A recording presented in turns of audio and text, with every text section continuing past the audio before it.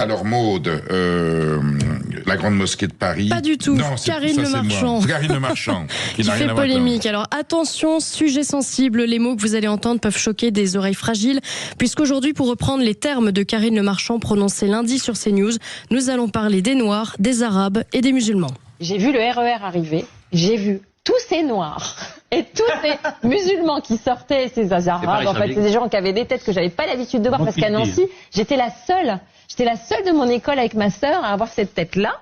Et j'ai vu plein de gens sortir, j'ai fait j'ai pas pu m'empêcher d'avoir un peu peur, parce que j'avais pas l'habitude. Alors forcément, ça interpelle, ça peut même choquer. On connaissait le franc-parler et le sans-filtre de Karine Le Marchand, mais là, je crois qu'on bat tous les records du je m'en foutisme.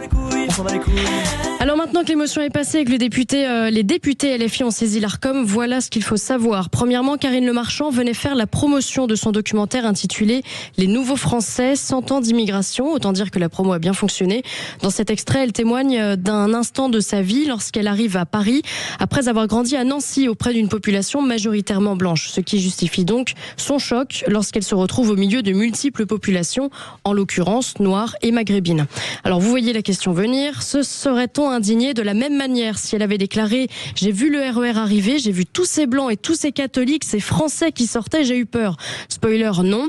En ce qui concerne son soi-disant racisme, doit-on rappeler que Karine Le Marchand est née d'une mère française et d'un père africain, d'où son joli teint, père qui a quitté le foyer lorsqu'elle était encore bébé, mais qu'elle a retrouvé plus tard.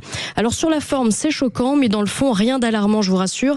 Et je conclurai juste que ce qu'elle raconte est juste une réalité. Les usagers du RER le savent très bien, mais il n'y a pas pire aveugle que celui qui ne veut pas voir, et il n'y a donc pas pire menteur que celui qui ne veut pas dire la vérité au prétexte systématique que ce serait raciste. Bon, écoutez, là où elle fait la petite erreur, c'est qu'elle dit il y avait des Noirs qui sortaient, et ensuite elle dit des musulmans. Le vote, c'est les musulmans, c'est vraiment le mot en trop, alors quoi. C'était peut-être des Maghrébins, c'est peut-être des Arabes, je sais pas à quoi elle faisait allusion.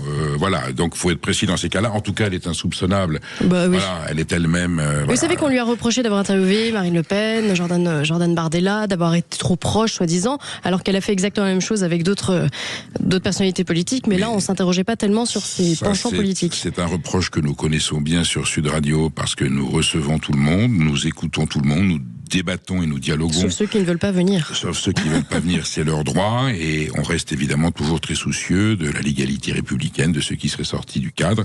Voilà, nous sommes républicains et nous sommes, je dis, voltairiens.